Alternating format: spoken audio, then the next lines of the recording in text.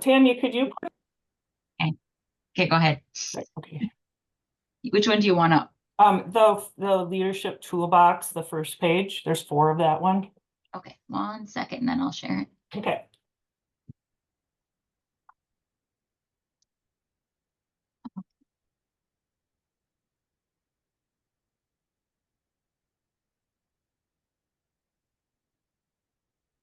Okay. Thanks. Mhm. So this document is 4 pages and it is on the Minnesota Women of Today website. If you go to the members homepage under leadership toolbox and then under positive reporting, you can pull this up and copy these off for yourself or for your chapter if you want to share those. If you want to move down to the middle of it where it says verbal reports and presentation. So I'm not going to read all of this, obviously, but the first part where it says write it down, just touching on a few of these items. Back it up a little bit. Right there. There you go. So obviously written reports are important and your secretaries will love you for that you have that document in your minutes, because that is what is your Bible, really. If you need to go back for anything, if you need to write other reports, if you want to write up awards, it's always good to have all of that information in your report. And also the report keeps you on track in a meeting so that you don't get sidetracked. And if each person does that, you can keep going as you need to. And under it, it says the use of the 5 W's, who, what, when, where, and why. And I'll get into that a little later in this presentation. And then the next part where it says know how much time you have. On this part, I'm just going to touch on one area where it says using the time allotted to you. I know we've run into this in some of our meetings, that making sure if you have speakers at meetings that they know before they come to speak in your chapter or your district how much time they're allotted for their presentation.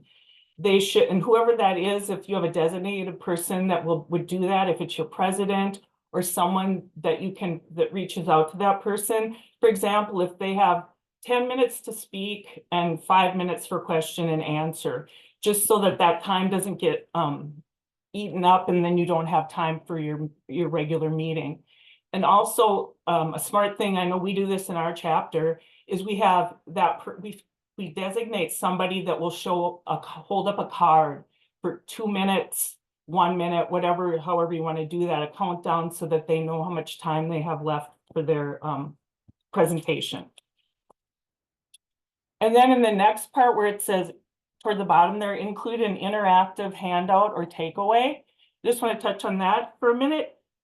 This is really important. We do this at the project fair, and I know Tevian always talks to exec council about this, is why is somebody there? What did they list? What are they there for? What are they going to get out of it? So always having something, and I'm a visual learner myself. So if you could put that picture of me up for a second, Tanya, that I sent you. This, the picture she's going to show you is of me sharing the who, what, when, where, and why with the SPMs at MnJOTS. And I also had done this in a chapter meeting when I was teaching them last year and what the importance of reporting. And it was very simple. I just, as I spoke about each one, that folded up. So we talked about who, and then I unfolded it to what, when, where, and why.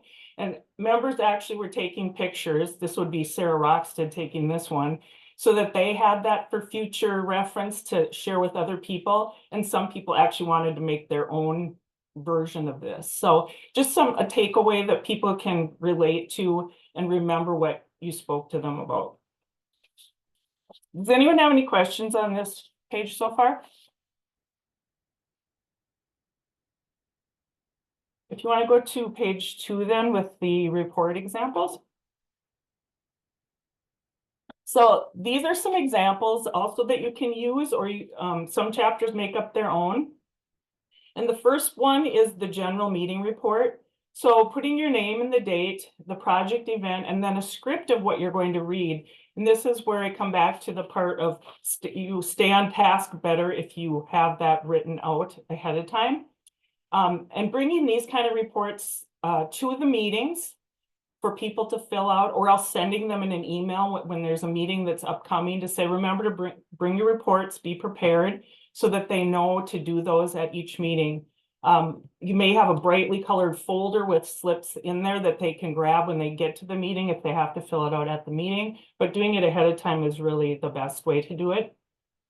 And then going down to the bottom of this form is the project report form itself. And this is all the meat of what you need, even though it's the who, what, when, where, and why. It's very brief, but it really covers everything that's necessary for a report. So under the who, you would put that where it says total number of volunteers. And you can be more specific if you want to include names of the volunteers.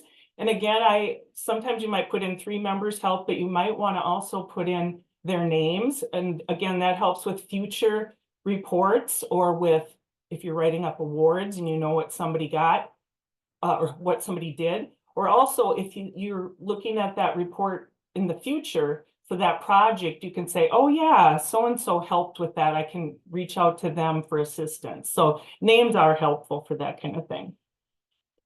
And then the what would be on the first line where the project and the event are, so that you would to tell what you did. The when would be the dates that it was held. And the where and why could be under the brief description of what you were doing. And then important also is to remember to include service hours and your total donations made. And this helps for each trimester to calculate all your hours and your monetary and in-kind donations. Does everyone know what in-kind donations are? I'm seeing some nods, yes. Can somebody give me an example of an in-kind donation?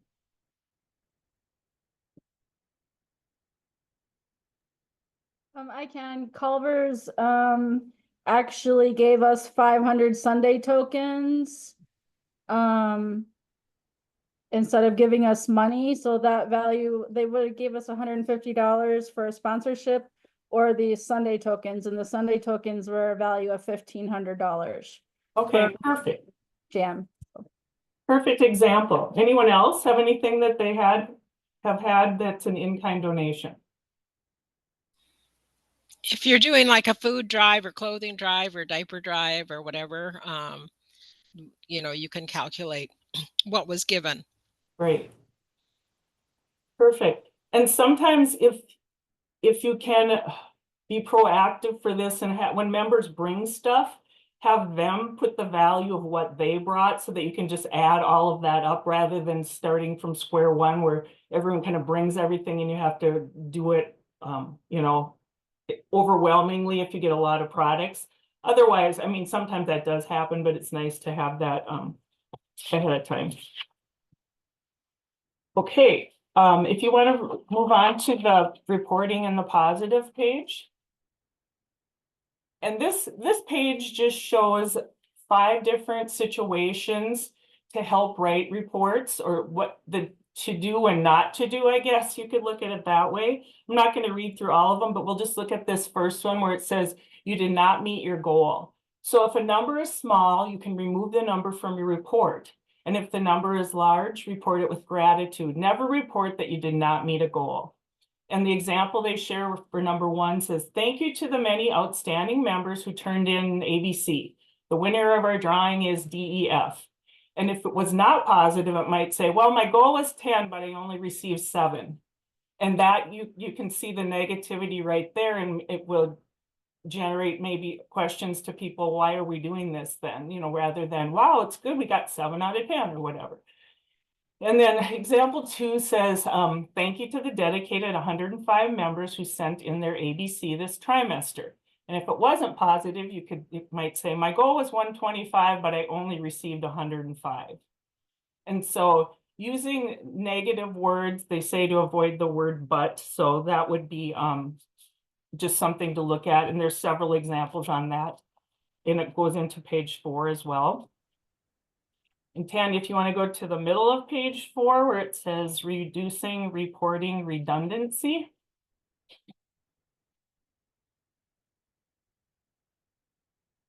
Right, yeah, there you go. So there's a lot of reporting that goes on in our organization at the general meetings, business meetings, exec council meetings, that type of thing. And overall, basically what this is saying is not to be redundant in your reports. For example, on executive council, you may want to find something what you need some people to help you with. If you're finding that you're going to report the same thing at a business meeting, then say no report or change or add to something that you can do for your exec council meeting that wouldn't be at the business meeting, so that you're not, the same people aren't hearing the same thing twice. So it's overall what that's saying. And then to start simple at the very bottom. And this is just an overview of what this document says that we just went over. So it's basically preparing and using a written report to keep on track, avoid double reporting, which is what I just mentioned, and then words to avoid when you do write reports. And then that gives you a list of suggested words that you can use that would be really good for reporting and help the morale with your chapters and supporting each other as well. Does anyone have any questions or comments on this document?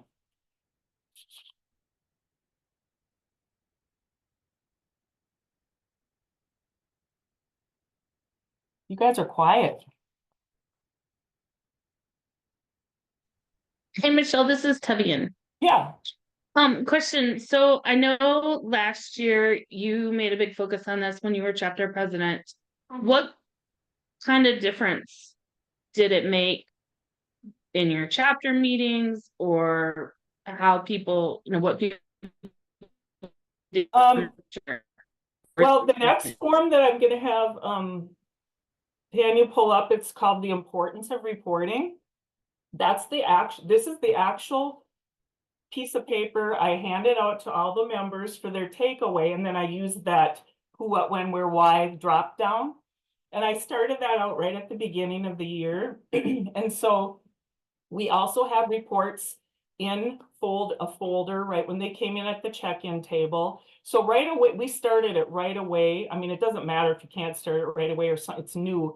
But once we did, and at the beginning of every meeting, people would go, oh yeah, I got to grab that report, or, just saying, make sure you have all of these, the who, what, when, where, and why. And it really improved our reporting.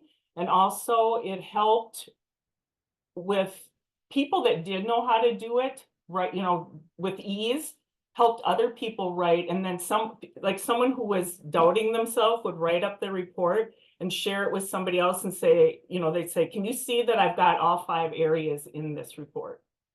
So I think it did help us a lot. And also, for success and writing up awards for people or looking at documents for future projects and that kind of thing. So it really did help a lot.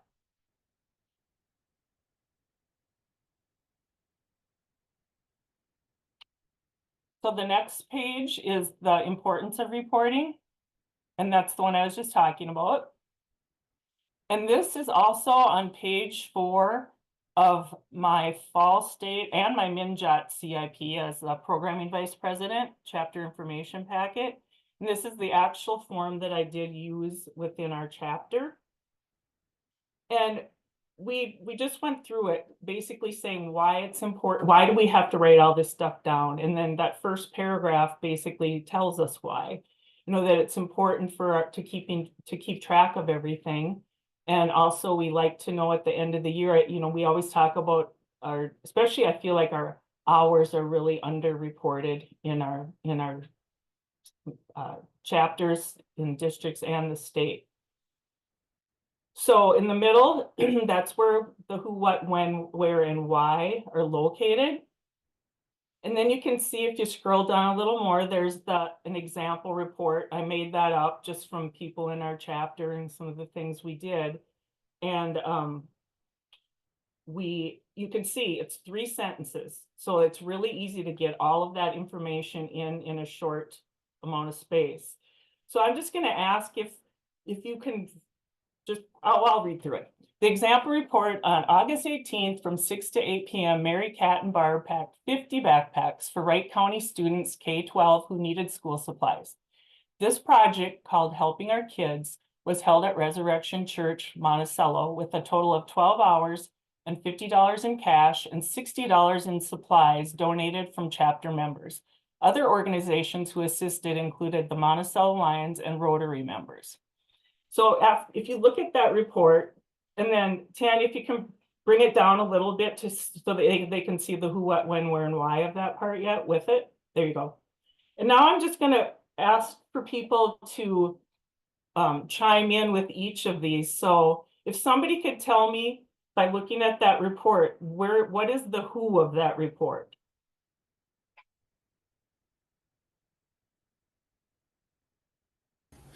Mary, Cat, and Barb.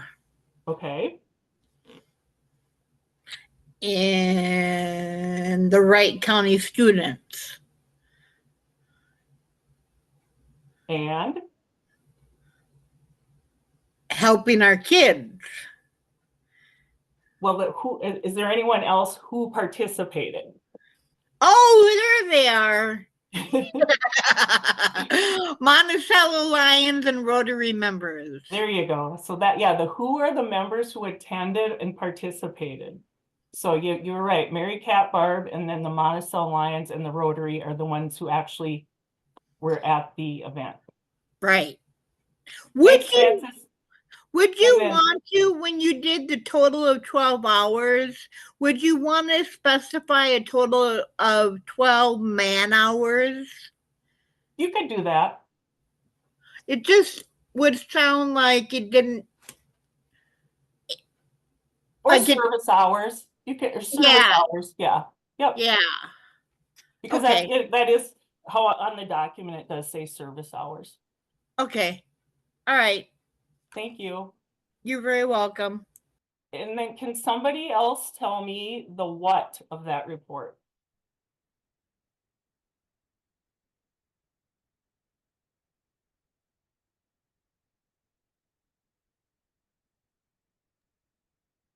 I can, what is that they packed 50 backpacks for Perfect. the students for schools who needed school supplies.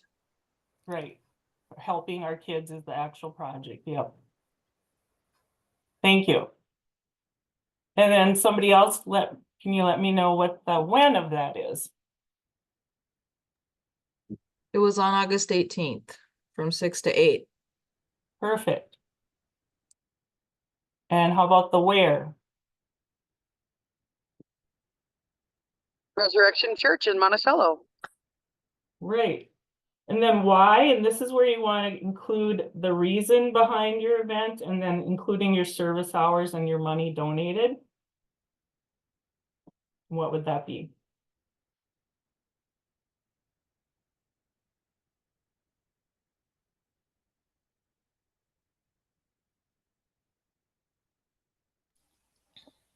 For kids who needed it for a total of 12 hours and $50 cash and $60 in supplies.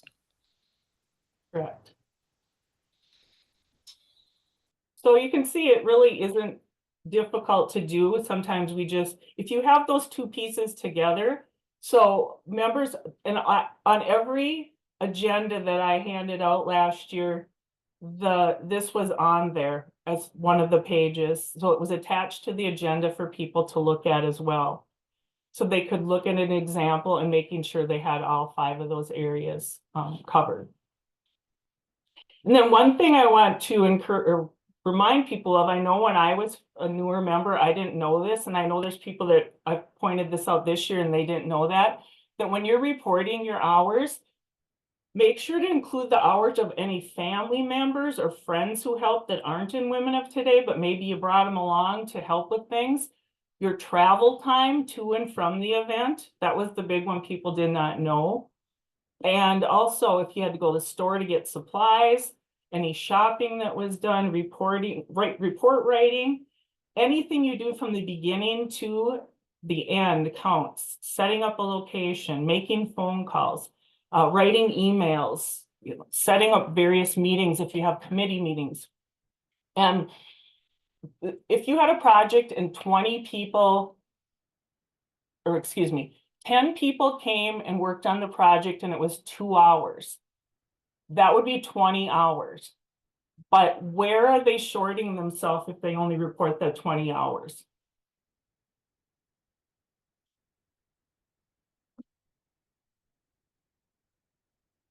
If the event was, Travel time and prep time.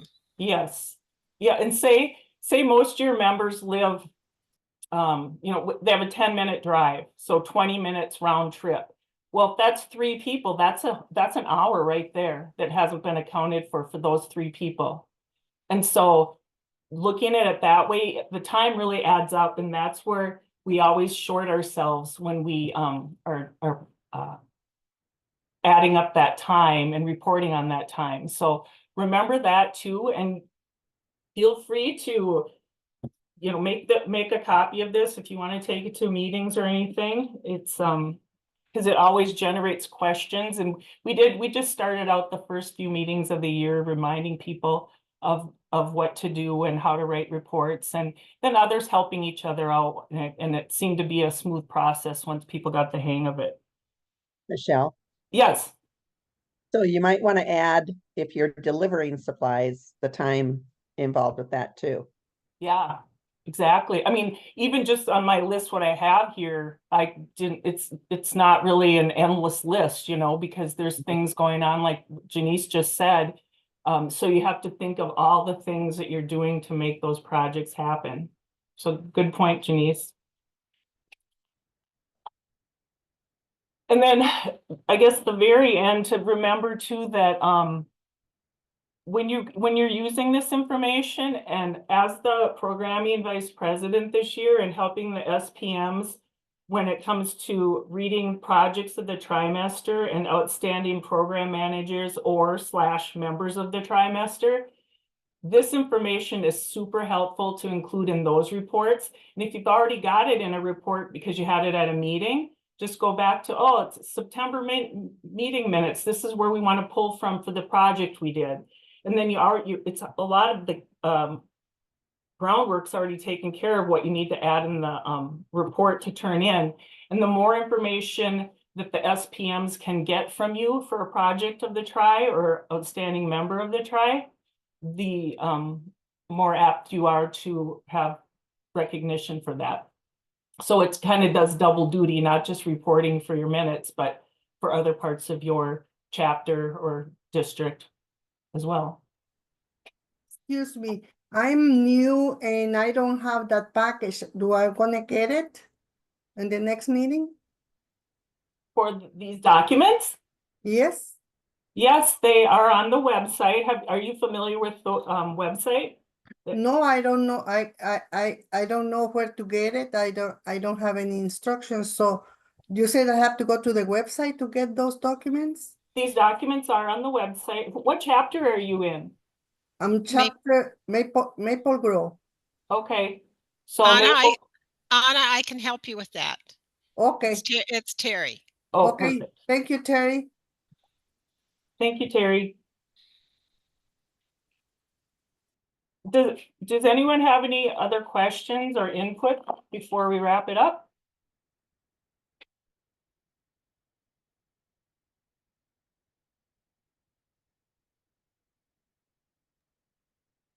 Michelle, it's Tevian. Yeah. Thank you for sharing all this. I think it is one of the things we can easily gloss over as we're reporting, but when you're at a meeting, right, you're there to hear it, and everybody else around you is there to hear it, but not everybody in our meetings, not everybody in our chapter are at our meetings.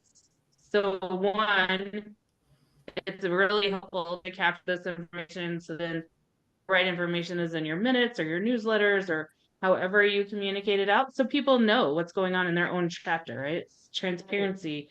And also, by capturing all this information and talking about it, I know we say, you know, it's good to use and we like to see the final results and stuff, but all of that is marketing material for your chapter as well.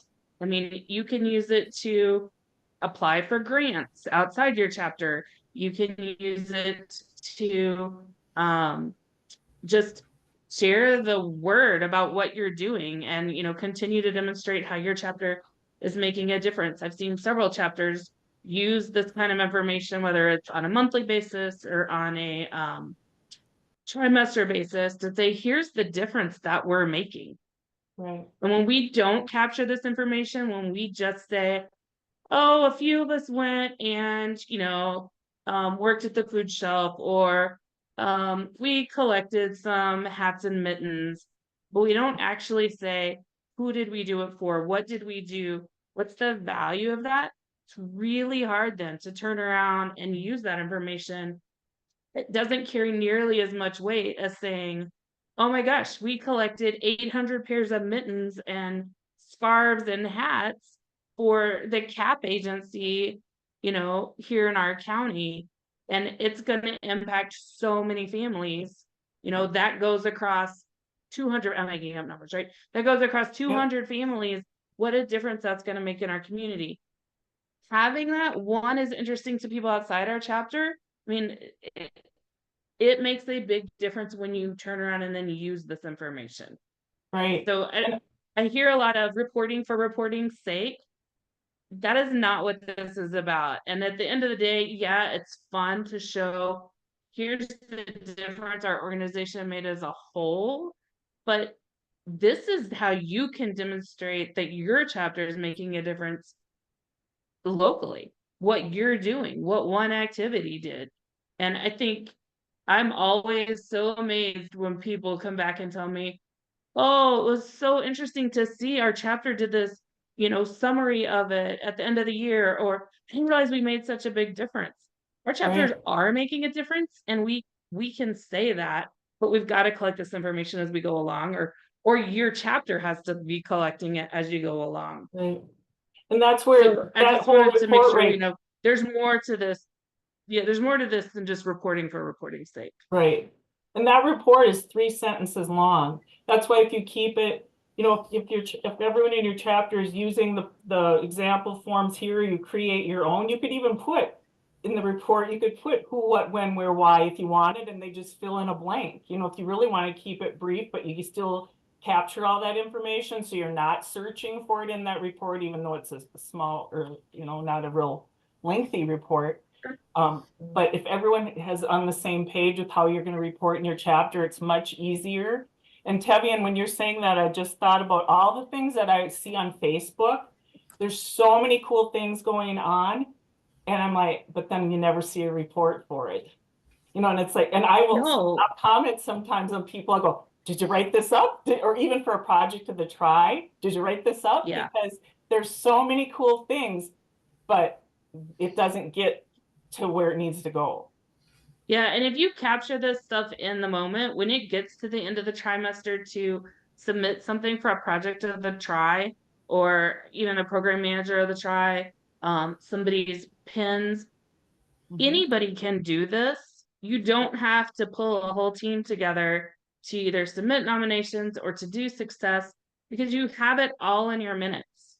Right. And it doesn't have to be this huge burden on the secretary, because you've just handed her the information about what got accomplished, right? Yeah. So it all can, once you have it in place, even when you have minimal people in your chapter, it can make a huge difference. The one last thing I want to add is, I hear from chapters, our meetings are so long and we spend so much time doing reporting and it drags on. If you're doing this and making it, you know, 5 bullet points, your reporting is not going to be long. It just can't be. I mean, it's this simple. So just asking your members to do something this simple can make a huge difference in several ways. So thank you, Michelle. I think it's really important to get this out there and show people how easy all this can be. Right. I don't like paperwork, FYI, everyone knows that. She does So not. anything I'll to tell you right simplify now. in my world, I'll always be on top of that. Thanks, everybody. Michelle, Yes. where again can we get your information that you presented tonight? The first part, not the part that's on the CIP. Oh, okay. Yeah, you just go I to think the it's main- here, Francis. I think Anna Huh? put a link in there. Anna Is put it? a link in the chat. Oh, yeah. It's on the There's a members. link in the chat if you want to. You got it in there? Yep, it's probably at the bottom of the chat, or not right at the bottom, but close to the bottom. Okay. Perfect. I can Yes. redo it. Hold on. 3 clicks and and it's there. Nice job, Michelle. Thank you. Okay, thank you. Yep, thanks everyone. All right, I think we're gonna switch to our next topic, right, Tanya? Yeah, I will get that up. Is it the other Michelle? Okay, let me get your stuff up.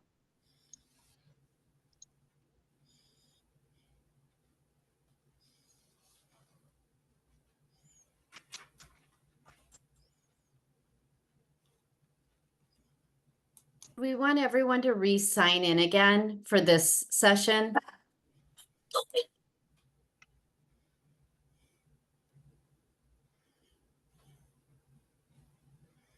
Yeah, if they want to, if they haven't signed in, they can go ahead and sign in.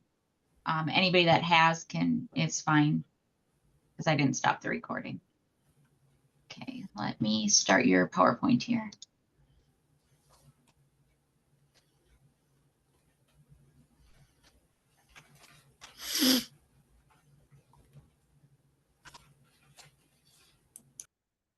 I've got to quick grab a bag of treats and apparently pump the dog with them. I'm now an empty nester, so I have nobody to tend to the smallest clotier. Hey. Oh, I'm on a Zoom meeting. A Zoom on my computer. All right, are you ready for me? Yep, go ahead. All right, welcome everyone. We are going to talk about kind of the newsletter 101.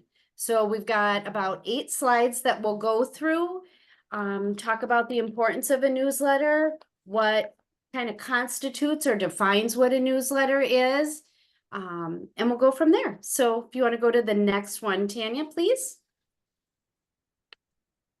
All right, so question we'll ask, does your chapter have a newsletter?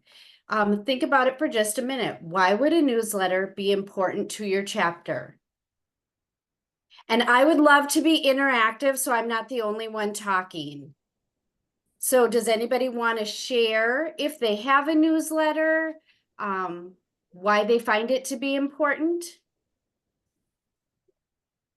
Hutchinson has a newsletter and it's helpful to get out dates for meetings and this kind of thing, convention stuff. It's good to share information that's going on during the month too, or results from past events. Absolutely. Anyone else? It's a great marketing tool. Is a great marketing tool. All right.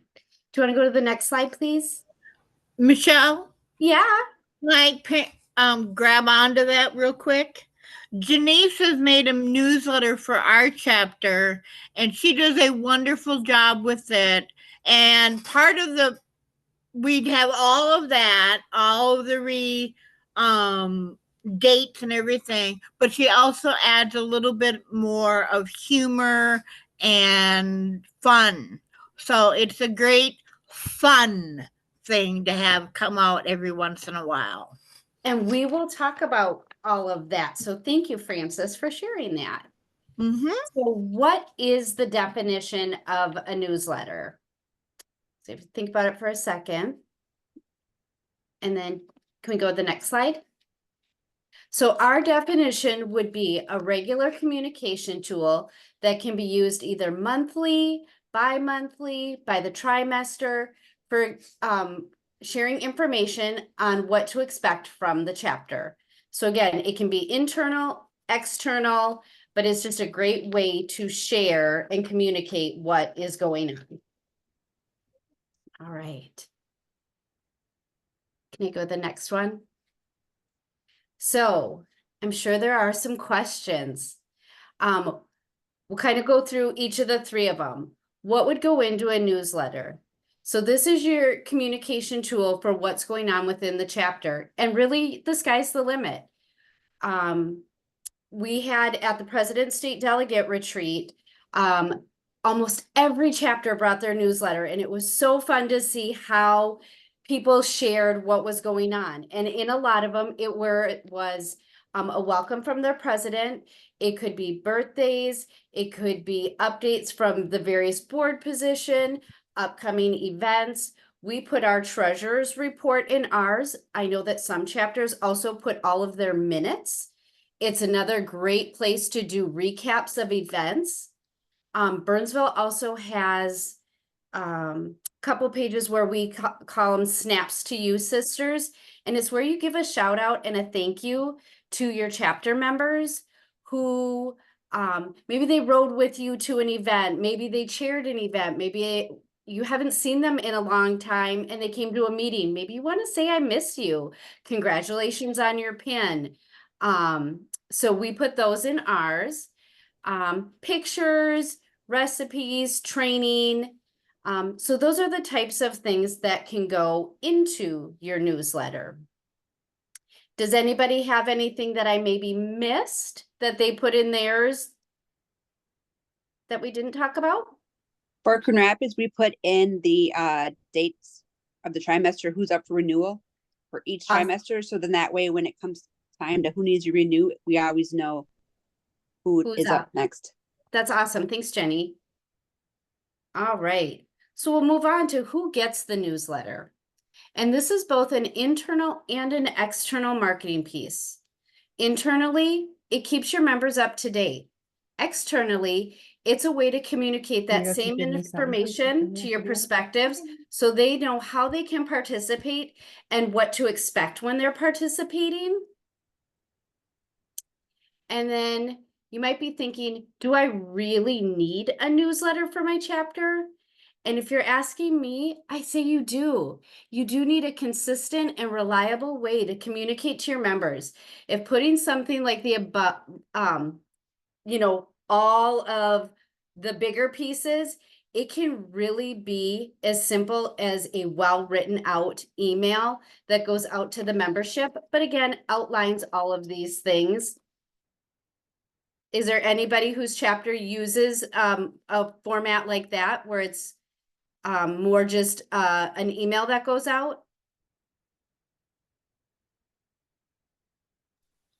What we do is just, this is Maple Grove.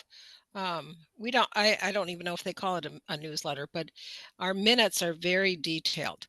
So we have basically all of that information in there without the pictures and recipes.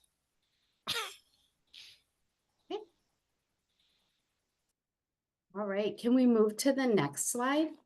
You know, Terry, this is Debbie, and one comment I'll make about that is I think minutes are great and they're a wonderful way to communicate decisions, and I think they're very important. And what Michelle was just talking about being internal and external, you're going to be hard pressed to use minutes as an external vehicle. Members will read minutes, hopefully, maybe, but most likely people outside the chapter are not going to take the time and the attention to read minutes to get anything out of that, if that makes sense. So I wouldn't necessarily consider minutes kind of similar to a newsletter, yet the same information or parts of that information could be used to build out a more external facing newsletter. Maybe one or two. That's just where I see the difference in those two. Sure. Sorry, Michelle, go ahead. All right. So if we think of the state publications like this, there's a chapter mailing that goes out that's really more internal, right? That's our organization and that's our business information. But the newslet, that's internal and external. It's marketing, it's fun, it's all the fluff, it's the photos, it's all the really fun stuff. And your newsletter is probably going to be somewhere in between those. All right, can we go to the next slide? So what would a simple newsletter look like? As I shared before, it could be as easy as a well-written email shared to the members each month. It's also an easy way to forward that on to a prospective. If you're looking for something with a little more of a layout, Word is a great way to start.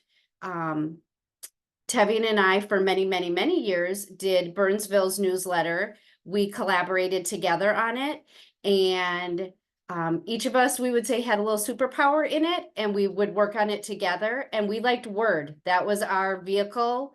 But it took us a lot of years and switching things over to get it to where we wanted it to be. But we see a lot of people using Publisher now, and Canva are also super great tools.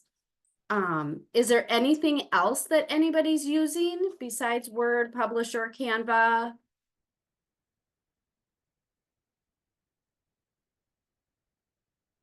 Anyone? I know there's newsletters out there because we get them. Hutchinson uses Word, but we do everything in text boxes. Okay. To make it easy for formatting. And you always have to be thinking about the person who's going to take it on after you're no longer doing it, right? You get to where you do it so much that, you know what works for you. But yes, simple text boxes and layouts are much easier to change out your information. When you get a little too high tech, then sometimes it can be a little challenging when you go to pass the baton on it. Yeah, the Burnsville one, we did a lot of it. We did it in Word, but we did a lot of it in tables rather than text boxes, which I know isn't always everybody's jam. It's the reason I had to edit it because Michelle didn't like tables, but I'd always be like, it's not working. And you know what? I don't even know what the new person is doing, and it looks great. So I mean, I think it's whatever you just works. got to be okay with whatever works for whoever's doing it right then and there. Mm-hmm. And then if that doesn't work for the next person, because we rewrote ours, because we didn't like how the first person had done it. And so I don't think you need to get too hung up on the format necessarily. That isn't, and it doesn't have to be an expensive. I mean, there doesn't even have to be a cost to it. There's lots of options. All right. Can we go to the next slide? Can I ask a quick question, please? This is Yeah. Amy. Is there does each chapter, if they have a Canva account, because I know Canva gives a free nonprofit account, or free accounts to nonprofits. Is there main one through Minnesota Women Today or US We Women don't Today, qualify for that free Canva account. And I've even looked at it through the foundation, and the foundation doesn't even qualify for it. So they're pretty tight about the nonprofit accounts and what you have to be to qualify for it. Okay. So I I will was share. I was just curious. District 8 has a Canva, and we just as a district appropriated. That's when we spent some time one year and did a bunch of Canva work, and our district paid for it. Yep. Right now that they're not doing that, but we're continuing to use it. I know a lot of chapters do it without a paid account though too. So yeah. Yeah, I mean, you can get a lot of content on Canva even as the free version. Mm-hmm. This is Jenny. I just did our newsletter on Canva, and I did a free version. Yep. There's a lot of things you can do with the free version. All right. So now you're thinking, how do I get content, right? You're gonna have to ask for it. You can request it from those who cover the areas in your chapter. You can give them a date that they're in, that you need their information by. Or you can create a document and email it. Our person who creates ours, she always wants it the Thursday after our chapter meeting, which is the third week of the month. So tomorrow is the day that she wants all of the submissions by, so she can work on it through this next week. And then she likes to have it out either the last day of the month or the first day of the month it's going out in.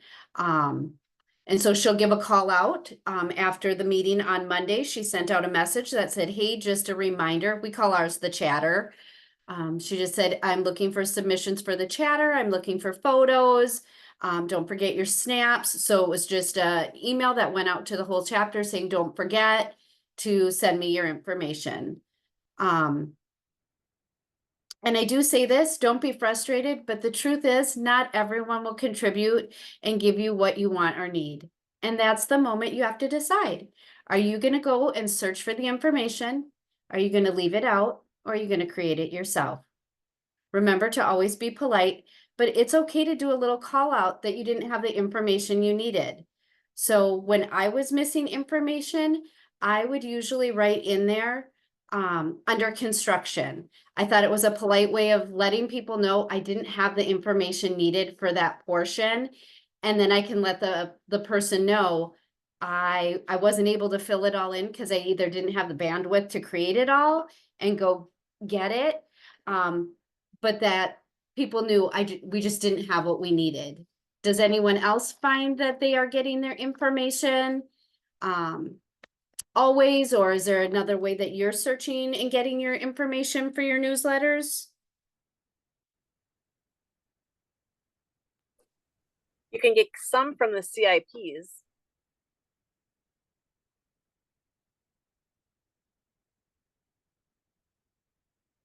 Okay. We'll go to our next slide. Thank you. So now you have yourself a little newsletter. Now what? You're going to want to make sure to send it out via email to your chapter members. We also had ours linked on our website, which our website's under construction right now, but you would be able to go back and look at past issues as well as the current issue. So as we said, if you have the ability, put it on your chapter website. I know that some chapters share it to their Facebook pages. And additionally, myself and President Tevian love to see what's going on. So make sure to send them to us as well. But it really is just such a great vehicle that when you have a perspective come to a meeting, to be able to just hit the forward button and share with them how they can participate and what's up and coming. It allows them the ability to plan and be able to be a part of things. And if somebody's not at a meeting, it allows them to be able to see too what's going on. All right. Can we go to the next slide? Michelle? Yeah. So we have a private group just for our chapter members, and then we have our other Facebook page. We do not put it on our regular Facebook page because there's too many phone numbers and names in it. So we only put it in our private, but we do send it to potential, members or people who have requested copies, but we don't put it out there publicly. Sure. Anyone else? And I would share, Shirley, that definitely is a decision that a chapter would need to make, right? So in Burnsville, we opted to make that a public thing. When we had our website, like Michelle said, we had a year's worth of newsletters available on our website that you could go to. But we would opt almost always, we were very careful about addresses and definitely phone numbers, using identifying information, that sort of thing, and not putting that in there. I'll share one example about how having our newsletter available like that helped. We had participated in an activity, I can't remember what it was, and there was an organization here locally that was shutting down and had a significant amount of blankets they needed to donate. I can't remember. They had something, they were getting rid of a bunch of stuff and wanted to donate it. And we're really looking for an organization that would benefit from it or had other connections. And I got a call one day from a lady.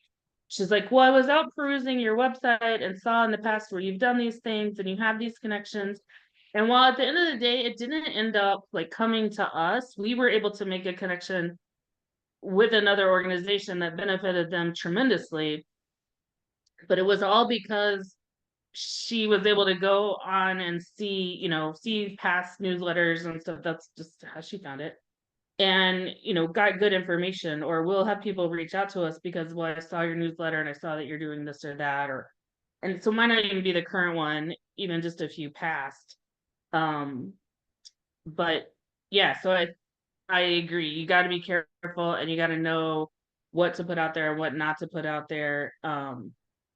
We always go by like members' names of their homes, not their address, because then we can always share the roster with our immediate members. But good point. All right, so some final tips and takeaways. What we talked about, do what works for your chapter. Ask for help on gathering information.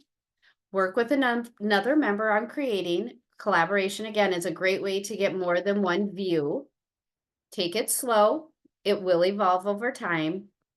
And the one thing that Tevin had shared, it does take on the look and the layout and the feel of who's ever creating it.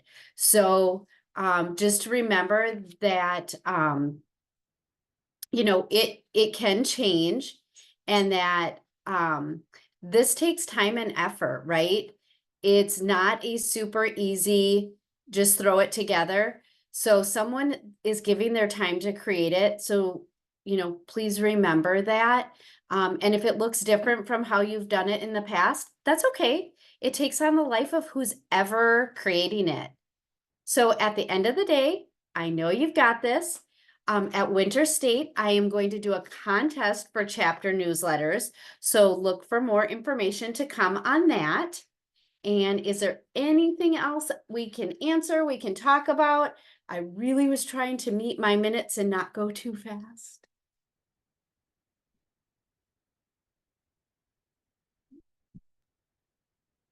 Okay, is there anybody that doesn't utilize a newsletter or something like that and want to talk about, like, why don't you? What gets in the way?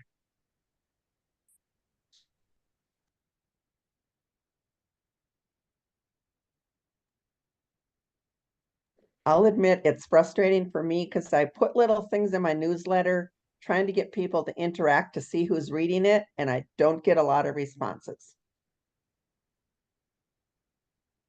So I don't know who's reading it or not. You know how to figure that out? Don't do it one month and see. I bet you'll hear from people, Maybe. where was that newsletter? Yeah, maybe. Or be 2 weeks later than you normally are, and you'll find out whether anybody's reading it or not. You'll hear from the 5 people who knew you were late getting it out. Question, It happened on occasion. I'm doing a question for Candy. She wanted to know, how often do people usually do their newsletters? Once a month, once a quarter, or trimester, or whatever? I So do you mine have to- every other month. Okay, thank you. Coon Rapids, you do yours by the trimester, right, Jenny? Yes, we do. We asked a survey to our members, and that's what our members chose. Monticello does trimester as well. Okay. Duluth does monthly.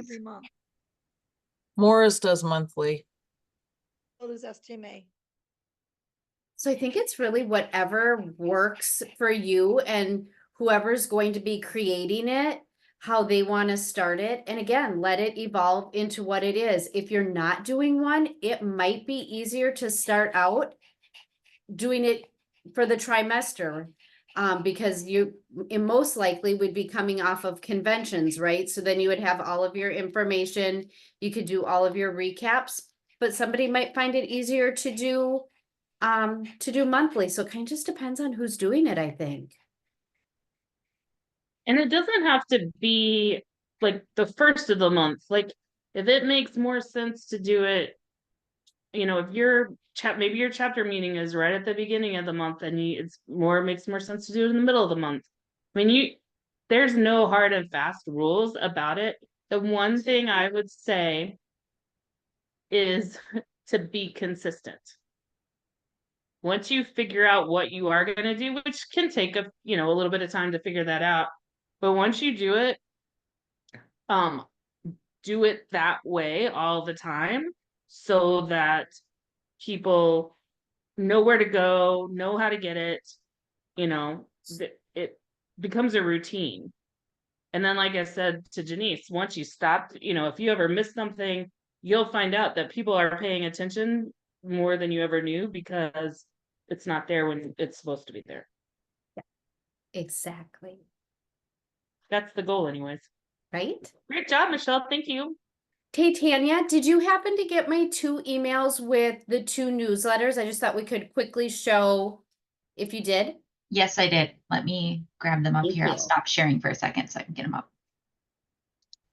So we will show Blooming Prairies and then Coon Rapids.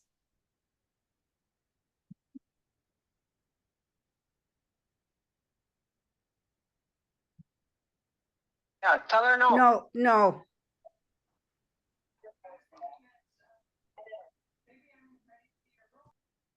And Louis Vuitton here has ate about 100 dog treats during this.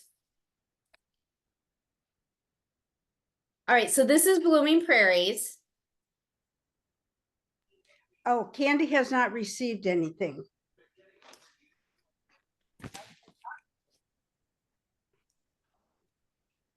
Would you be able to just Send it to the chapter email or to my email? We're gonna send this stuff out afterwards. We'll make everything available afterwards. Okay, thank you. I'll let her know. Her volume is not working, so she can't hear and she can't speak on it right now. Okay, well, we're just gonna let Michelle wrap up with showing these couple of newsletters. Sure. Okay, thank you. Tanya, are we able to do just a little scroll through their newsletter? Maybe. Nope. Is that it? Nope. Nope. All right. Not on this one, but okay. Coon Rapids, I think I can. Okay. I can maybe make this one a little bigger. Thank you. Maybe. There we go. Might be a little blurry, but there's.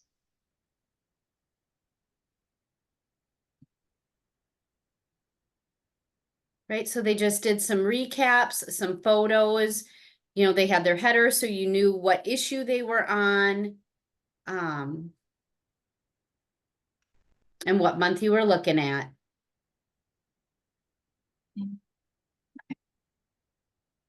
Just want to make sure I had everything off of that. Okay, let me stop sharing and I'll get up the Coon Rapids one. I got to go to my email though, so it'll take me just a second.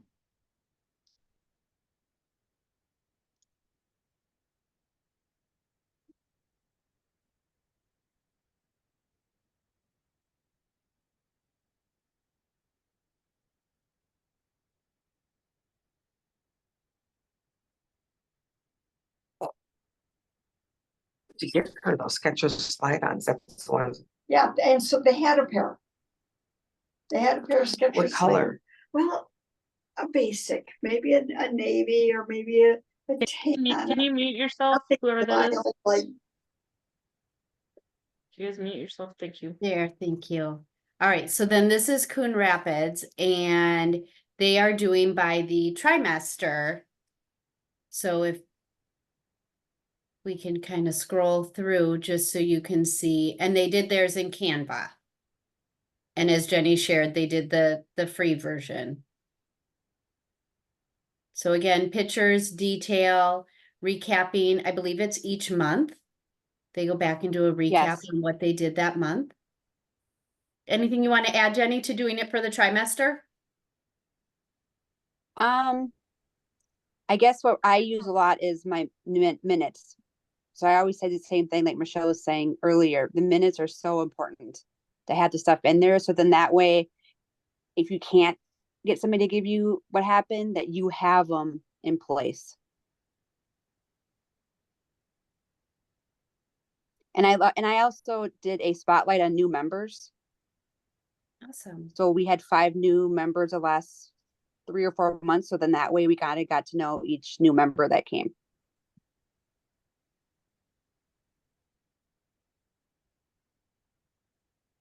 Is it easier to see when I make it a little bigger? So there we go.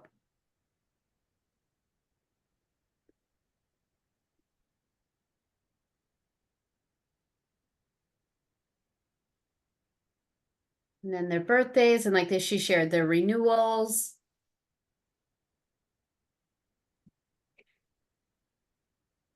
And then, hang on. Sometimes doing a new member and a more experienced member is helpful too, because then that gives everybody a chance to, both the newer people and the more senior people to learn about each other. and then I thought that was really neat how they ended out with all of their programming numbers. So when they go to do success, they've got everything they need in there. That's a great page. Isn't it a great page, Michelle? It I feel like we is. just talked about this. Thank you, And Tanya. then for each trimester, I do that. And at 3rd trimester, would do a year end. So then at the end of the year, we would know how the whole year went. Awesome.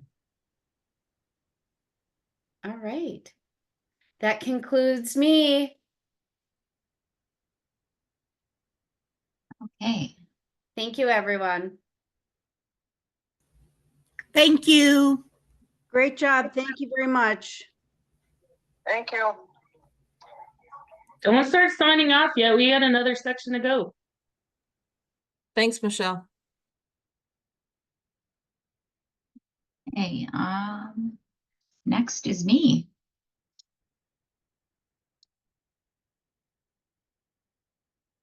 Okay, so I am going to talk about convention hosting and how to host a convention while having fun and making money.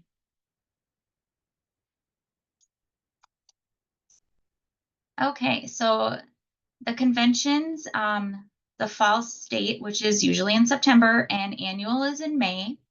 They are hosted by chapters and or districts. They work with the executive director, myself, on the decision making and assume the financial risk and benefits. The Winter State Convention, which is January, is hosted by the Minnesota Women of Today. Chapters, districts, groups are invited to help chair the Winter State Convention, but the financial risk and benefits is the responsibility of the Minnesota Women of Today. And then you work with myself, and the executive director is responsible for the decision making on that. Hosting the host is responsible for making the decisions about the theme, food, the party and social activities like the entertainment, games, contests, the decorations for the tables and around the meeting spaces. They make the luncheon and the banquet programs. Registration process, they're in charge of. You need paper and an outline. You can accept online payments for, if you guys choose to. You make the name badges, incentives, the registration table, and the welcome bags. And then you're responsible for the convention newsletter, which you can get content from the executive director. And the executive director is responsible for the date, the location, details, schedule, and the room assignments, and then registration cost, and confirming the AV if it's needed, and also the US and Minnesota flags. Anybody have any questions on that before I go on? Tina, this is Tubby, and I had one comment to make, because we're gonna talk about timeline here in a little bit, but the farther out somebody makes a decision around our chapter wants to host or our district wants to host, they have the ability to influence some of those decisions that you make around date, location, to some extent cost. We're kind of locked in on some of the cost, but if we knew we were doing something different or unique, or was just the location, but we really wanted to do it, there is some wiggle room there. But when we have chapters and districts deciding, you know, right in the trimester before convention, that stuff all has to be locked down way earlier. So, you know, we've already picked a date, we've already picked a location. You don't have any ability to influence that. And in some cases, we may have already made decisions about food, or because we needed to get to costs and stuff. So if your chapter is interested and wants to have any bearing on some of these other decisions, coming to Tanya and saying, you know, we would like to host somewhere, you know, up here at this time frame. You know, like I think of Duluth, and I think when is a good time to host in Duluth. So your ability to, you know, to say we would be interested in this because that's a good time and that's when hotel rates are lower or whatever, that takes some planning, right? We can't do that on a dime. So, you know, that I just want to say that those are decisions that she makes, but you can influence those. I know there's some chapters down in southern Minnesota that have been interested and are trying to find a location that would work at a price point that would work. And it means right now they're not hosting, but maybe they will in the future. Right. And usually, since I've been doing this, about a year out is how I have to schedule the hotels. So if you're thinking that maybe you want to do it, let me know like a year in advance that, hey, I want to host Fall State and we want to do it down south. Let me know and we can get things scheduled or annual. You can at least help them work with things to look for and what, because we did that and you helped us, you know, came up with a list of questions and things we were looking for to try and, you know, find a new location. Yep. So yeah, I don't want to say those are locked in, you have no choice, but it all comes with a time trade-off. Yep. Anybody else have any questions on that?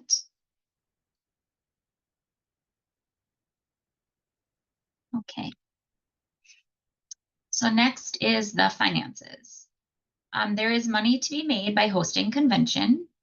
This can be influenced by the number of factors such as the attendance, the hotel and food costs, the entertainment options, and decorations.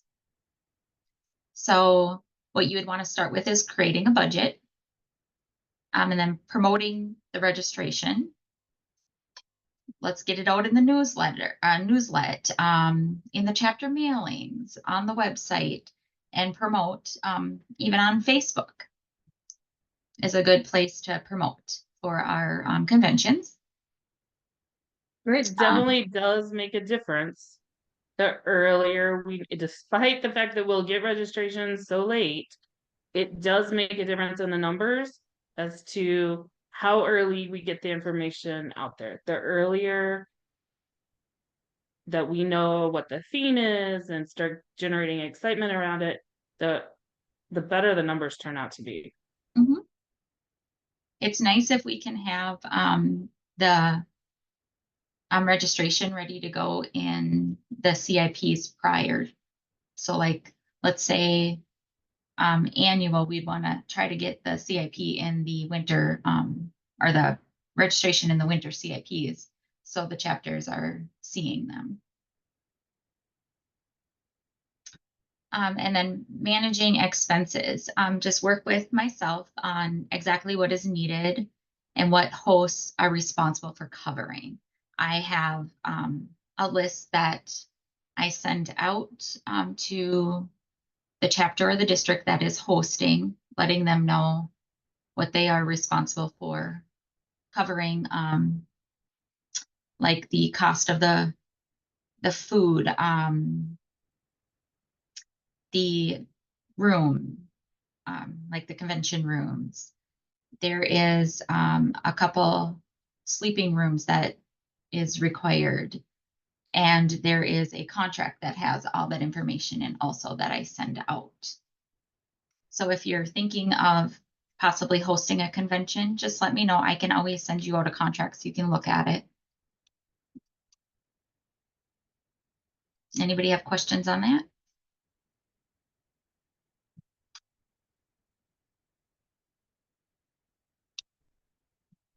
Okay, so here is 2 different scenarios. Let's say we have 100 guests or people in attendance or registrations that came in, and then the 25 is our exec council. So if our registration for full registration is $112, so for 100 people we would get $11,200, and then exec council payments is $50 per exec council member. This is started now with Fall State.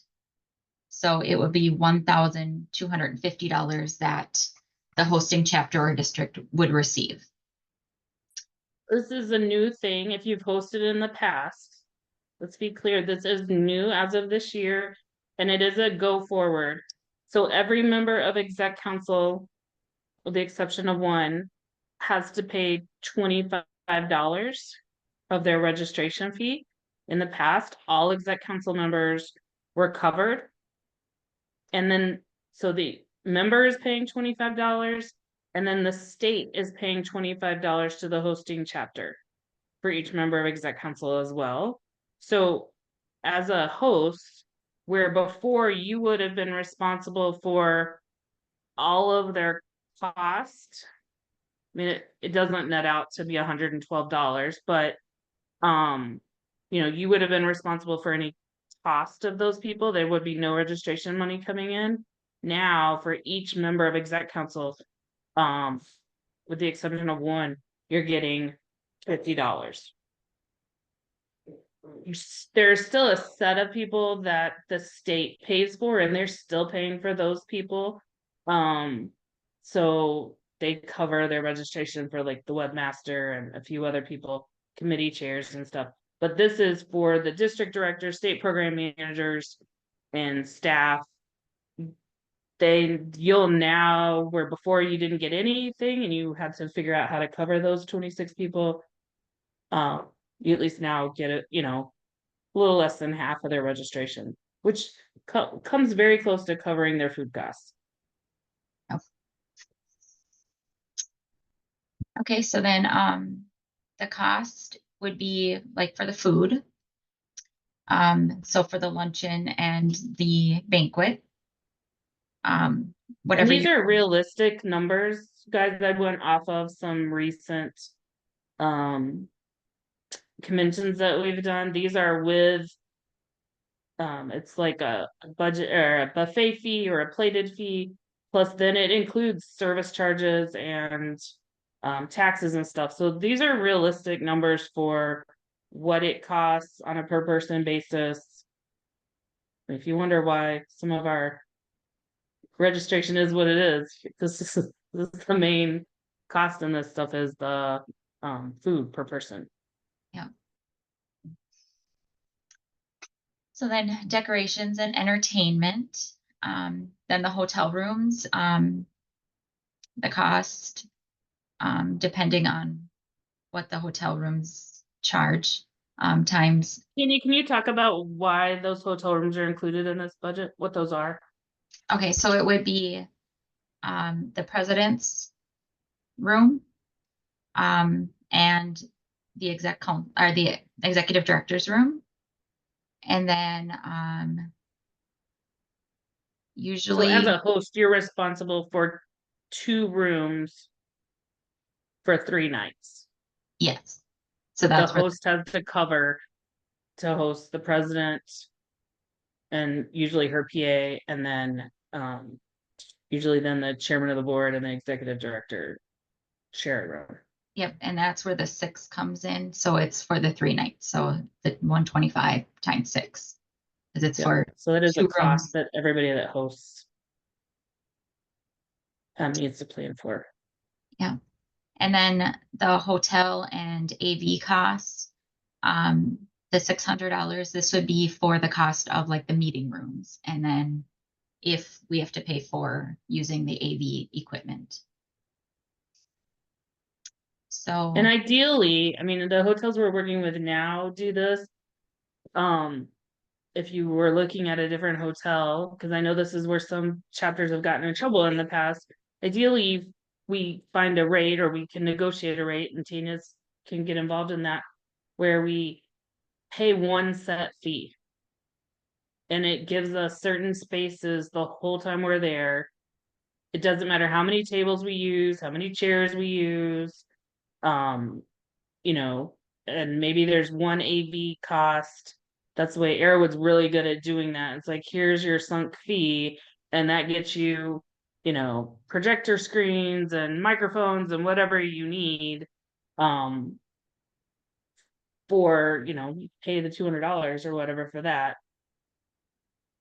So some will nickel and dime you and say, okay, you need an extra microphone or you want an extra screen. We have ways to get around that. I mean, Tanya's got some equipment and sometimes we can bring it, but it's so much nicer when we can use the hotel's equipment, pay one fee, and not worry about having to deal with all that. right. So then, profit and loss for this scenario would have been $3,175. The second scenario would be the same with the registration. Maybe the food cost was a little bit more. Decorations, maybe you spent a little bit more on decorations and entertainment. The hotel rooms maybe costed a little more. And then the hotel and AV cost was, instead of $600, was $1,000. So then that brought profit and loss down to 500.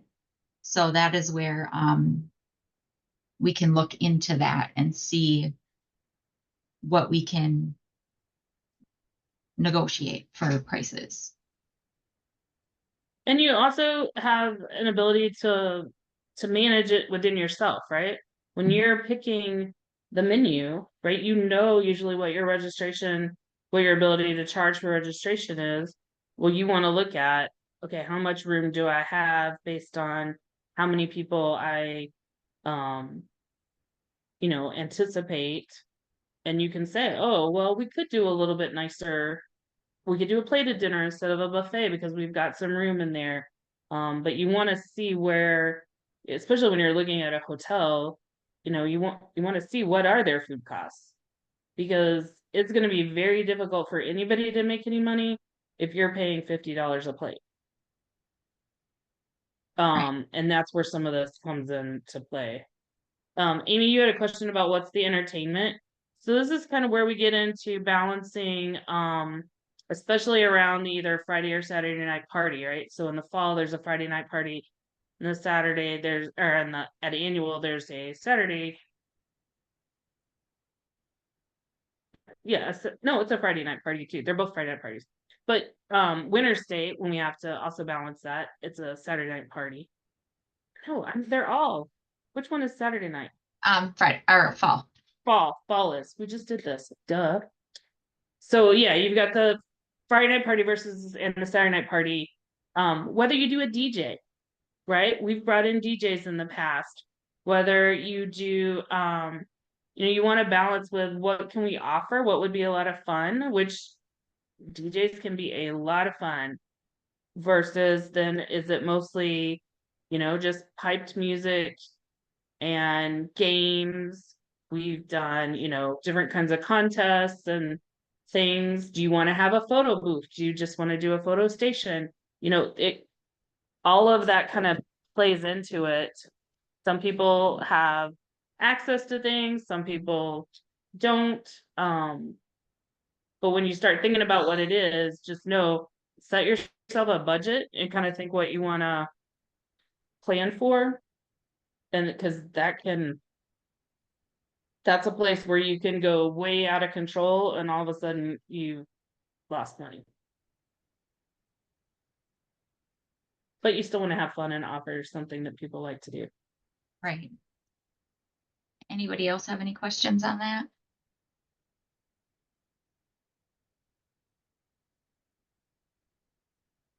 Okay, I'll go to the next. So I just had a question on, Yep.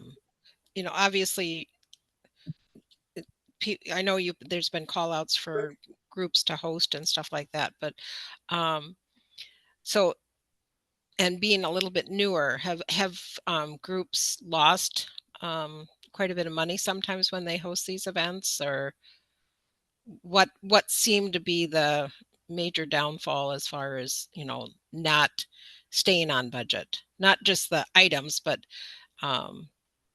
you know, was it, you know, you think you're going to have 100, but and that's what you budgeted for, you know, because those costs are a little less fixed, but then you only end up with, you know, 80 coming, or you had, you know, sometimes you know, as far as what you're getting from the hotel is determined on how many people attend too.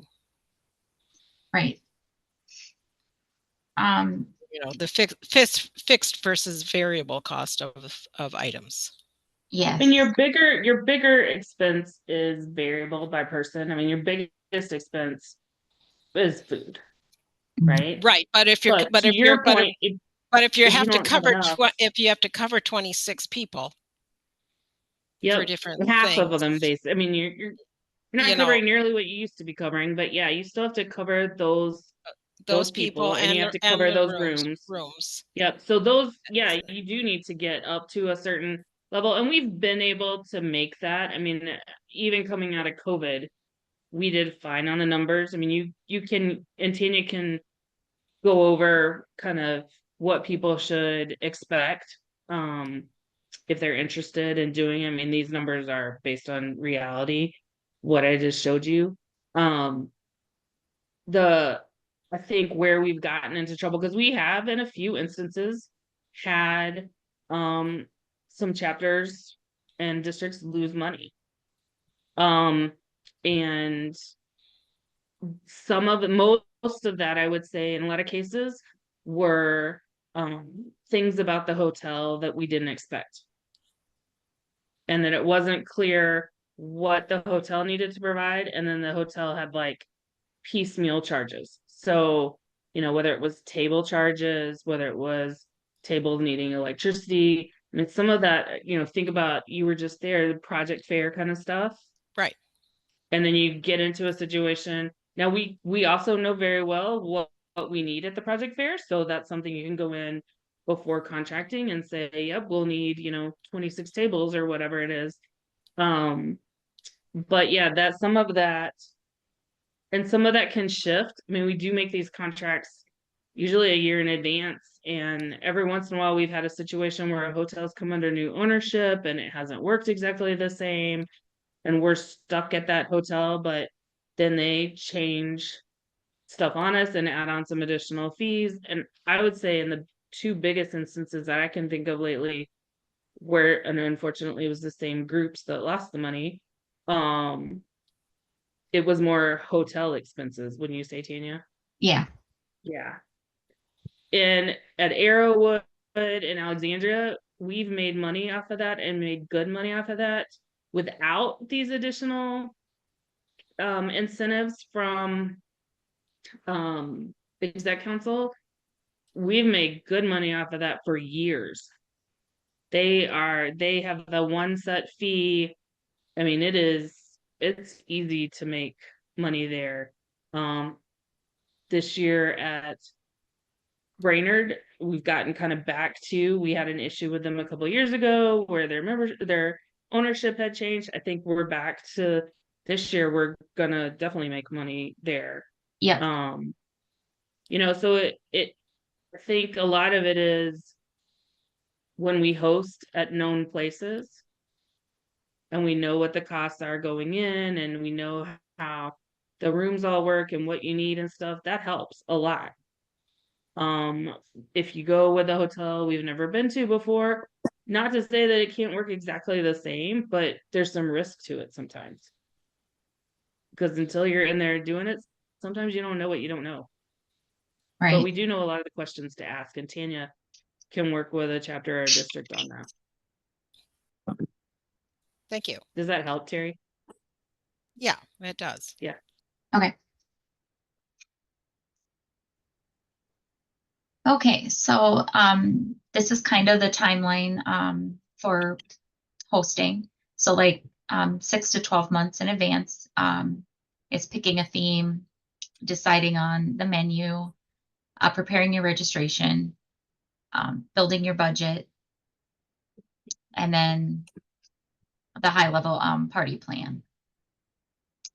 5 And months I would out. say your biggest decision around that party is whether you're gonna have a DJ or not. You know, and if you're not, what else are you gonna do in there? Because that's that can be a significant expense that you want to plan for. Yeah.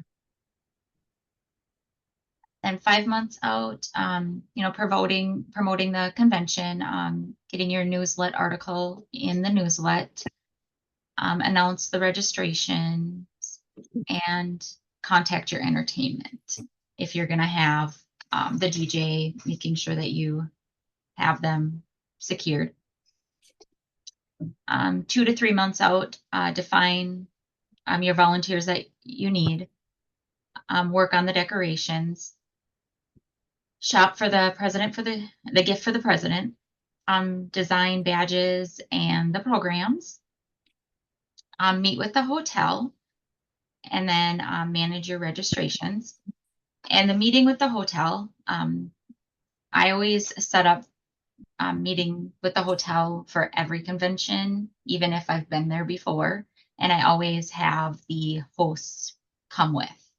So like this coming week, we're heading down to Burnsville to meet with the hotel for winter stay. So I always set it up a few months in advance just to make sure we're all on the same page. And then 1 month out, create your name badges, create meal tickets if needed. So if you're doing like plated meals, then you'll have to create your meal tickets. Prepare for registration and check-in. Confirm the details with the hotel, and then finalize and print lunch and the banquet programs.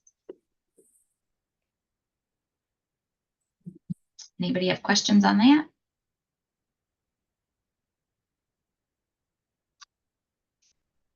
Okay, and then the weekend of the convention. So on Thursday, staff comes in. So if you're able to be at the hotel, you know, welcome the staff and check in with the hotel. Friday would be to check the room setups and work out any issues, if there is any. Go ahead and decorate. Welcome the exec council. And then the registration will start Friday night.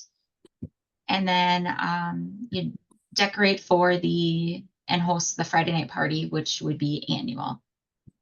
Or if you're helping with winter stay. On Saturday, same thing, check on the room setups, and if there was any issues, work them out. Decorate for the lunch and the banquet. At the business meeting, be there to welcome people. Registration is just the morning, so the AM. And then monitor food with the hotel. I've only been home for 2 minutes. That's what I've been working on, but I got sidetracked. And then discuss tables for the, if need be, dismiss the tables for the buffet if you're having a buffet. I have more stuff to do. Let me finish. And then just make sure that any requests, so special requests are taken care of if there was any different dietary type foods that were needed. Give you that, then you roll. And then for Fall State, obviously that's when the Saturday night party would be. So go ahead and decorate and host the party. Has to have recycling, it has to be a 1, 2, or 5. Okay.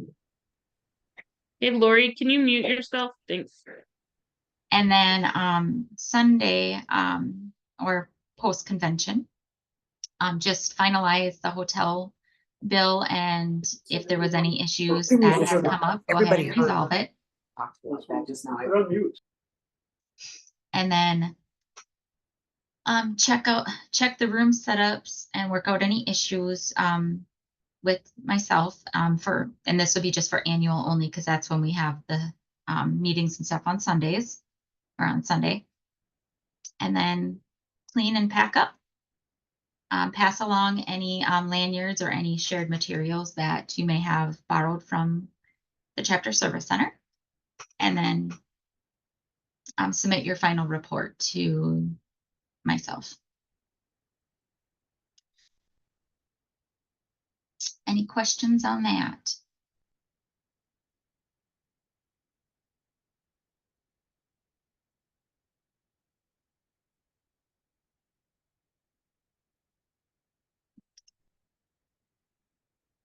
And then the last thing that I have here is resources.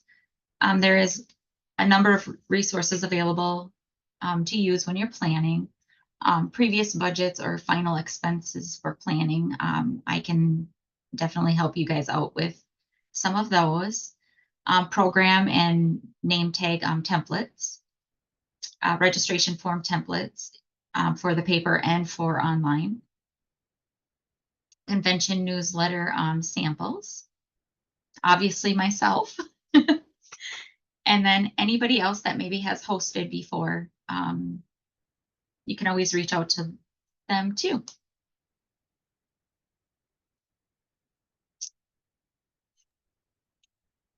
I mean, these were a lot of the nuts and bolts because we want people to know what they are responsible for. There's a lot that gets just decided that is the way convention runs, or is decided by the staff. And, you know, not to say we don't change things up, but some of it's already set.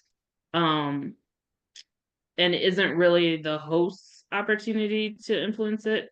There's a lot that you get to do. And I mean, I don't know if anybody else wants to weigh in, but while it is a lot of work to host, especially that weekend, and making sure that you've got chapter members or district members that are willing to help and own pieces of it, you really do need to have a couple of people that are kind of on point and cheering and there to kind of work through everything. And, you know, big expectation that they may not get to participate in a lot of stuff. They might be running around helping people and solving issues and things like that, but it's one convention, right? So think it can be a lot of fun if you like to do this kind of stuff, or you have a couple of people that like to do it. And we have a chapter member that really likes to do table decorations and stuff, and I've always kind of found it fun to do the programs and things like that. I think it's creative. So we kind of, you know, split it up and have a team of 5 or 6 that take on different areas. So I think it can be a fun activity. I've done it both at the district level and at a chapter level, and had a good time both times. Amy, you're asking about average attendance. I would say to plan on that 120 number, between 100 and 120, wouldn't you say, Tanya? Yeah. Then that includes exec council,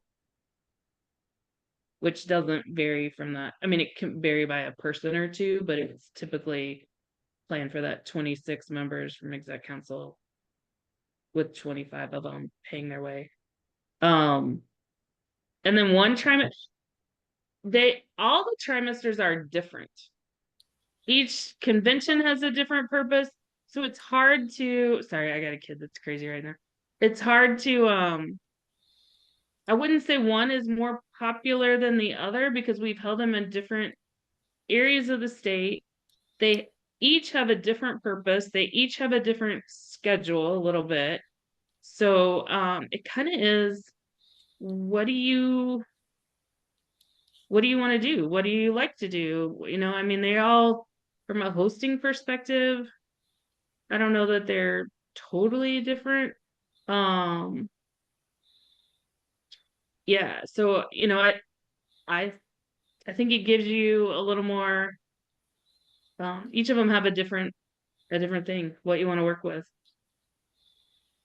Hey, Melissa, your comment about making money before without the exec council kick in.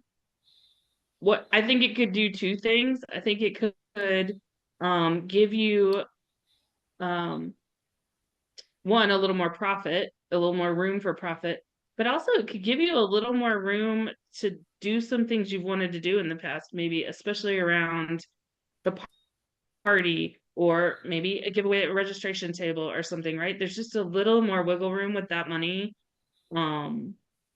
which I think is nice. Or maybe food, right? Some places, we've been fortunate, a few of the places lately have included dessert, but we've had situations before where it's like, oh, it's $4 a person to add on dessert. Well, that exec council money will let you do that, where maybe in the past you're like, I don't know if I'm going to make enough to afford that. So hopefully that helps with some of those things. Amy, did that answer your question, Amy Solinger? Yes, it does. Thank you. Yeah. Amy Pumper, were you going to say something? Yeah, something I found in doing conventions, hosting, co-hosting, whatever, state, national, is that it helps you become closer to each other as a chapter because you're working together so closely on getting all parts of it done. So it's a great way to learn about each other too. Like when we did it as a district too, there's some things you got to think about when you host with a district, but I think when we hosted, it was actually pre-COVID with the district, I mean, we got to know some chapters that we hadn't done a lot of work with before, and did some stuff with them. When you're going outside of the chapter, you really need to think about, what are we going to do with the funds, and how are those going to get divided up, and how's that going to get managed? And I would say figure that out before you agree to do it. Kind of know what you're going to do, but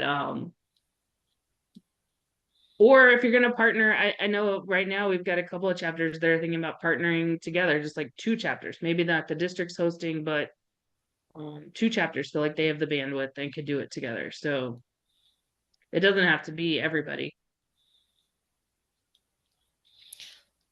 Question: on the high side, what is a chapter made, and on the low side, what have they lost? I don't know that we know those answers. I would have to look. I don't know the answer right now, but I can definitely look and let you know. Is Christine still on? Thanks, Or Tanya. Liz? Yep. Christine is, I don't What know. did you guys was lose in Liz- Bemidji? Was Liz on? Isn't it like $2,000 or? I don't know. So yeah, it was somewhere Liz in was the. on. Yeah, I was was hoping right. Liz was on too. It was right around 2,000. It was right. I think it was right under 2,000 Yeah, for that's what I their was thinking, a loss. little less maybe. And I know New Hope did the first convention in Arrowwood, Alexandria, the first contracted one, and we made $4,000. But Yeah, our I'd chapter has say made close to 2 both times. Well, in our district too. I want to say we've made close to 2 all the times that we've hosted. I'd say for Recently. us, like our location wasn't the area isn't like a huge trying to say it positively, Tevian. Go, Christine. That's okay. I think in this case we want to be honest with people about what are some things to think about, right? There's So, limited I mean, opportunities of facilities to hold a convention, I think was a big deterrent on it.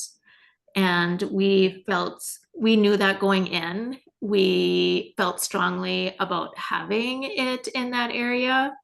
and was intentional in doing that. But we had hoped, obviously, that we weren't going to make that much of a loss, and but we knew we had those challenges up front.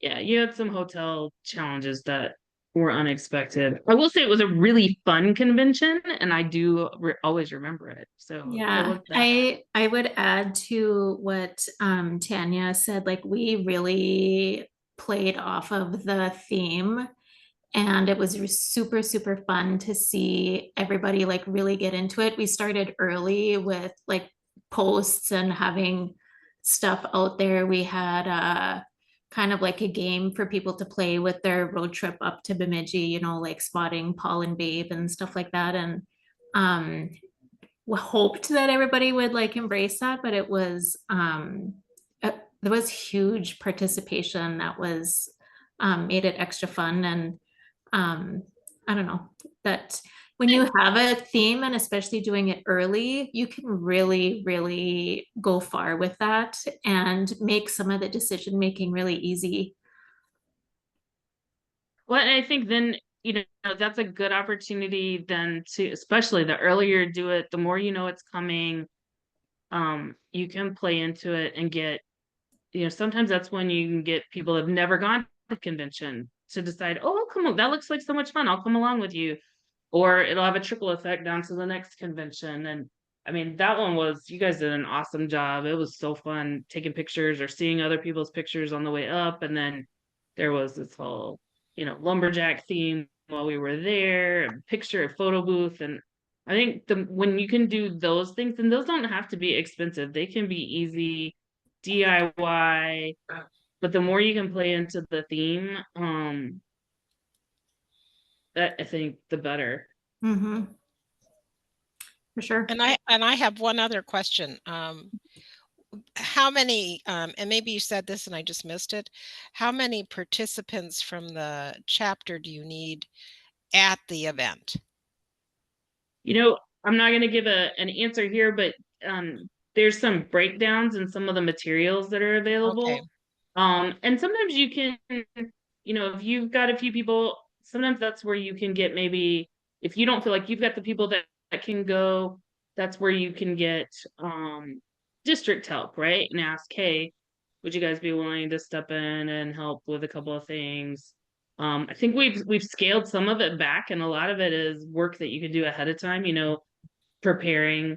Right, and that's what I was trying to get at. A lot of that stuff at the event, how many people typically, whether you're borrowing other people or you need your chapter to do things, what typically needs to be done, you know, as far as how many, you know, Shirley, how many... still on? Shirley, you got an answer for that? Did she drop off? She might have dropped off. No, I'm still here. Just roughly. Yeah, is it 5? Is it 4? Is it 20? You know, what is it? I would say 5 to 8, but Yeah. but the thing is, you can, I mean, as long as, you know, like the registration table, you can have other people sit there. It doesn't have to be from your chapter. I mean, it just kind of depends, you know. And there are people doing different jobs at different times too. So, you know, you might need, it doesn't have to be the same 5 to 8 people are always doing something the whole 2 days, right? It's like you need a couple of people to work a couple of shifts here at registration. And then, you know, you need, depending on how elaborate your decorations are, you might need more help decorating. But if you come all prepared and they just sit on the, you know, you just have to go plop them down on the table, then that's not as big a deal. I mean, your big things are going to be your party, decorating for lunch and banquet, registration. I mean, at the convention, those are your really big things. Right, and that's what I was trying to get at, is what is the person power that you need? Yeah. I'm trying to think what we had at this last one, but we did like every hour we switched out our registration people. So we had 2 people at the registration table, but every hour we had 2 new people come in. So that way they could still go and do things. Right. And they don't The have to other be thing from the that's- chapter either. Yeah. Yeah, you can have 2 husbands work registration in the morning. That works as well if you got that. Not everybody is lucky to have a Tim and a Kane, but some of us do. Well, I The borrow other 'em thing out. I would say, Terry, is you know, the last couple of conventions have been run by this last one was run by the exec council, and the one before that was run by the state delegates. So where you have just members or a chapter that's not overly involved in the actual activities of what's going on, you have more bandwidth. You know, the exec council trying to put on convention, while it was great and wonderful, we are all actually trying to do convention at the same time. So, you know, that it's hard to do it when you are on, whether you're a DD or a staff member, SPM, the less you can depend on those people, the better, you know, it's less stress. You have more time to do it. But it can be a lot of fun. I mean, I don't know, I've always had a blast. How far out are you guys for needing people now? So I know you're kind of a year out for planning, but do you have like, where are you at for hosts that are already signed up? We have Fall State 2025 that's signed up, and we have this coming Winter State. Annual, I'm looking for. I had an idea, but if somebody else has ideas, let me know. And then And we'll do that's in May of 2025 in Alexandria at Arrowwood. Yes. Yep. Tanya, did you talk No. to them? Okay. No, not yet. And then you'd already be looking for somebody, one that wants to help chair Winter State of 2025, and then really starting to look for somebody to do annual of 2026. Yep. Yeah. So right now the 2 annuals are pretty much what's available. Yeah.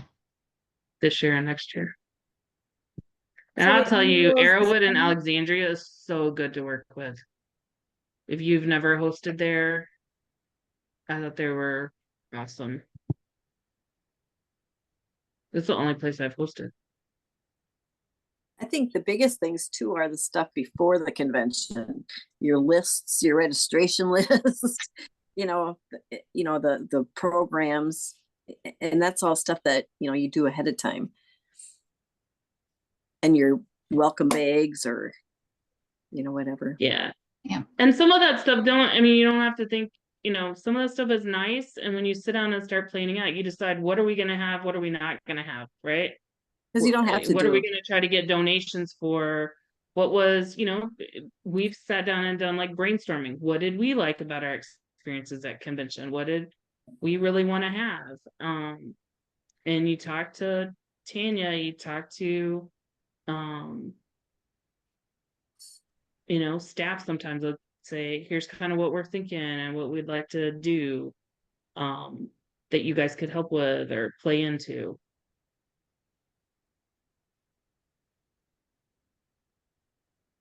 What else? It'd be really nice to get back, and hopefully these financial incentives help. And then knowing that you have all these resources, it'd be really nice to get back to some consistent chapter hosting of conventions. It used to be a really big thing, and we've kind of gotten away from it. And I think we're back to a good place where we've got nice locations that'll work with us. And chapters can really make, it's not a ton of money, but it's a good experience too. And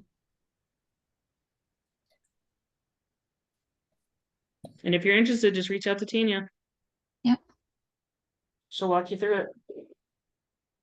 And I have some Good nice job, Tanya. documents Thank I put you. together. Yeah. Anybody else have questions? All right. Tanya, do we have a plan for the web stuff, or do we just want to see, because we've only got about 10 minutes left, to see if anybody had questions? Let's just see if anybody has any questions. I can always pull up on the website our current website and show where the CIPs and stuff are, since we did have somebody that was looking at where to find them. And then anybody else that has questions. We just thought we'd give a few minutes. I know we've had a few things moving around since we've changed webmasters, and where things have been harder to find. We are working diligently on getting our new website up and running. And we had hoped to be able to show you something, but we don't think we're quite at that place yet. But wanted to see if anybody was having trouble with anything in particular around the website, and if you don't, that's great. But if anybody had anything in particular they were looking for or needed help with, you got web team members, all kinds of them on here.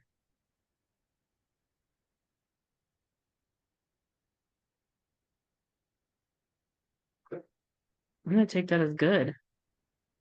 Then I will show. Hang on, let me share my screen.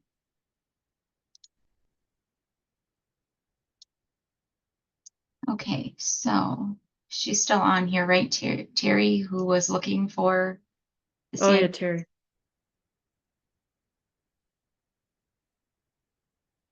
Look at all these pretty ladies.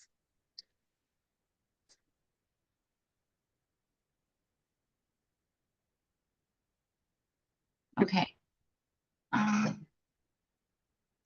So this is our current website. Was it Anna or Anna that was looking? Terry, you're on Yeah. mute. Oh, yeah, Anna, it looks like Anna's still on. Okay, She's so just on mute. from the landing page, when you log in or pull up the website, you just click on the little members homepage, the person's head, and it brings you up the homepage. And to find the CIPs, right now they're under the state publications right here. I'll just click on that. And if you scroll down, here's a lot of different information you can look at. Here's the newsletters, the chapter mailings, any of our meeting minutes. My mouse just died on me. No, it did not. Okay. And then the chapter information packets, the CIPs, are all right here. So MnJOTs are the ones that were in June, the fall state ones. And then the ones that say winter state here was from last year. Sorry. And they're separated by the staff, the state program managers, and the state committee. And you just, like the one that I was looking at for the programming when Michelle was talking, I just clicked on the programming vice president. And that's where I found her CIP, so I could grab that page number 4 that she wanted.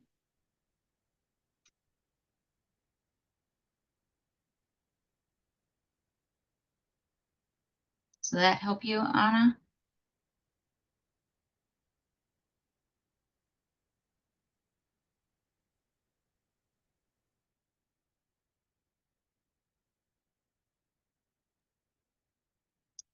Anybody else looking for anything?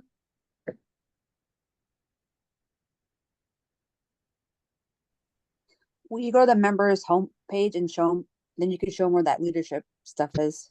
Oh, yes. So the members homepage again, over here on the left side, under the home, the leadership toolbox. If I click on that, right here, the positive reporting is what we had up for Michelle when she was talking about her reporting for the programming.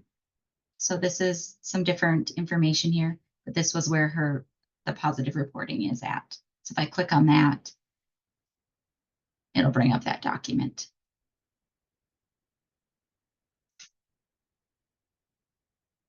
Thank you, Jenny.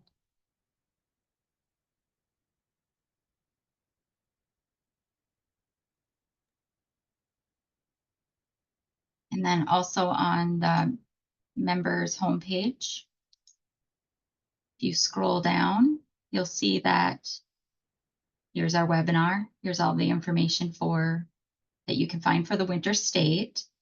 We're working on the calendar or the schedule for the weekend, so that is not on there yet, but it'll be out here soon. And then if you just keep scrolling down, you'll find some more information. And then down here, you'll find some information for each one of the state staff members. We're working on getting that updated for trimester 2.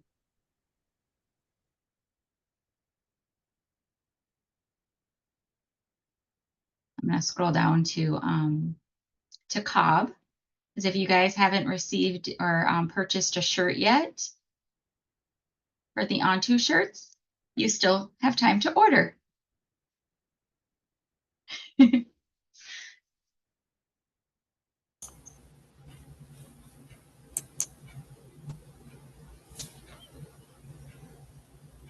right. Any other questions about the website or anything for Tanya?